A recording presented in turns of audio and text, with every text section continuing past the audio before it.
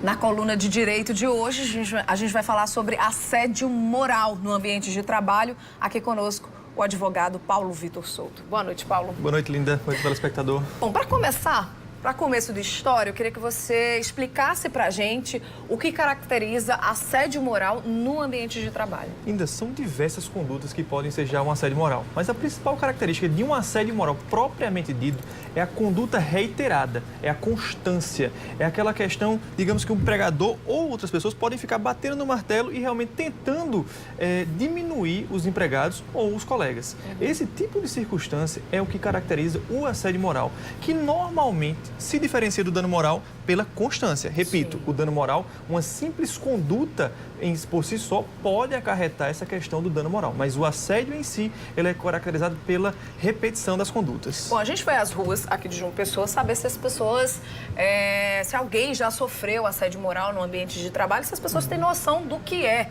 o assédio moral. Vamos ver o que eles responderam.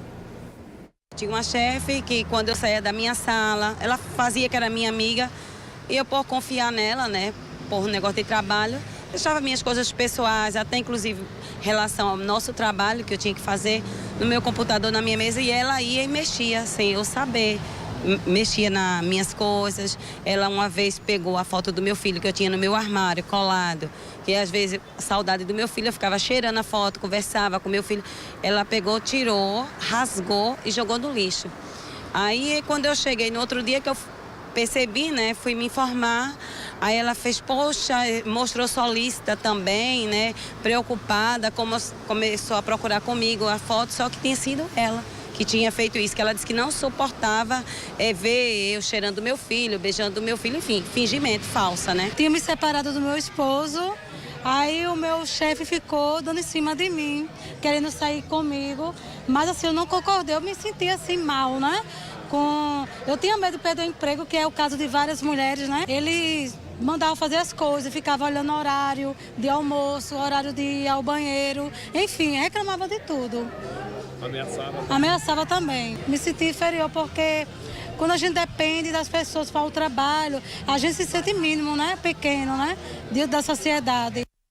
São situações realmente complicadas. Agora, muita gente, o que a gente percebe é que muita gente confunde assédio moral com assédio sexual, enfim. Qual a diferença, Paulo? Linda, inicialmente, a primeira conduta relatada pela telespectadora, de fato, é uma questão de assédio moral. Ela demonstrou muito claramente que havia uma constância naquela repetição e que culminou com uma atitude mais drástica, que, querendo ou não, gera um dano moral. A pessoa rasgar um objeto pessoal do empregado, isso não é autorizado, isso não é devido, não é possível que o empregador faça isso.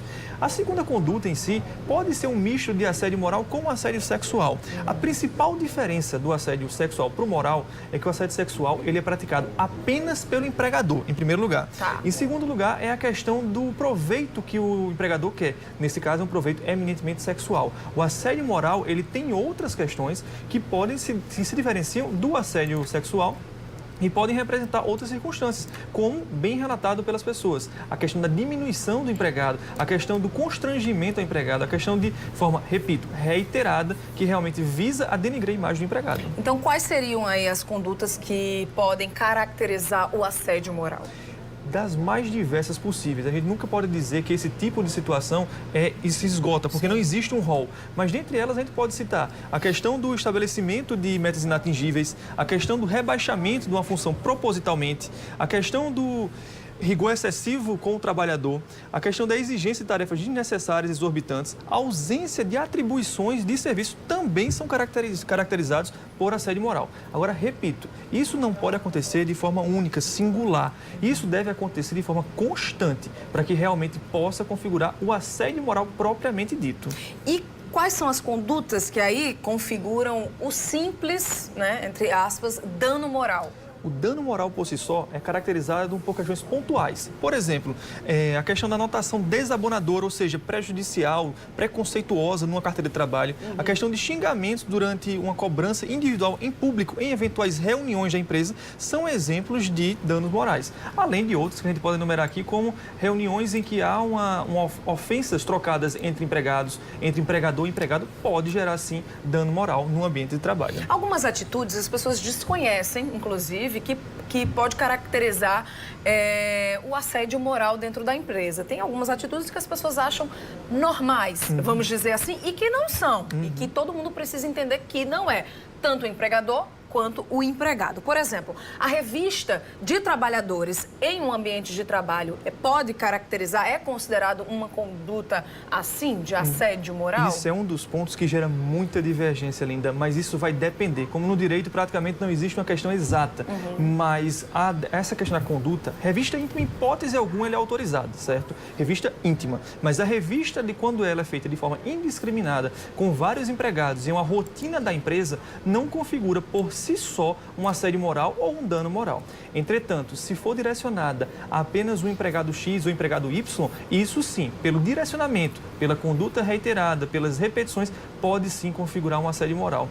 Uma coisa que é muito importante a gente deixar claro em relação à questão do assédio moral. Diferentemente do assédio sexual, ele pode ser praticado inclusive pelos colegas de trabalho. Ele não é só vindo do empregador, do patrão. O assédio moral pode ser praticado por uma pessoa específica dentro do ambiente de trabalho, sendo colega, ou mesmo por um grupo de pessoas. E não necessariamente se dirige a apenas um empregado. Pode ser dirigido também a um grupo de empregados, por exemplo.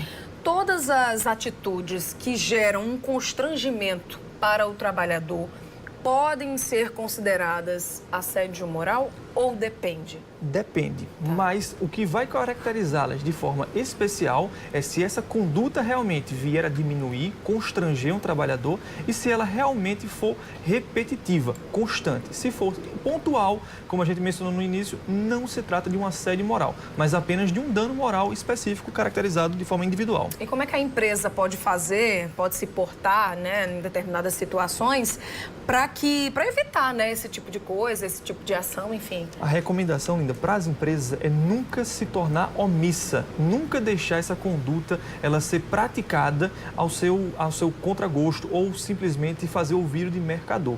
A partir do momento que o empregado relata uma situação de assédio moral ou de dano moral ou de assédio sexual no ambiente de trabalho, a empresa precisa tomar providências para inibir esse tipo de conduta. Caso contrário, caso não venha fazer, porque muitas vezes ela não é praticada pelo dono da empresa, ela pode ser praticada, como eu disse, por colegas ou por um gerente ou por um superior hierárquico. Nessa circunstância, é preciso que a direção da empresa tome medidas para evitar isso, coibir isso, sob pena de ser responsabilizada em eventuais ações trabalhistas. Muito bem. Obrigada pela sua participação, acho que ficou bem esclarecido.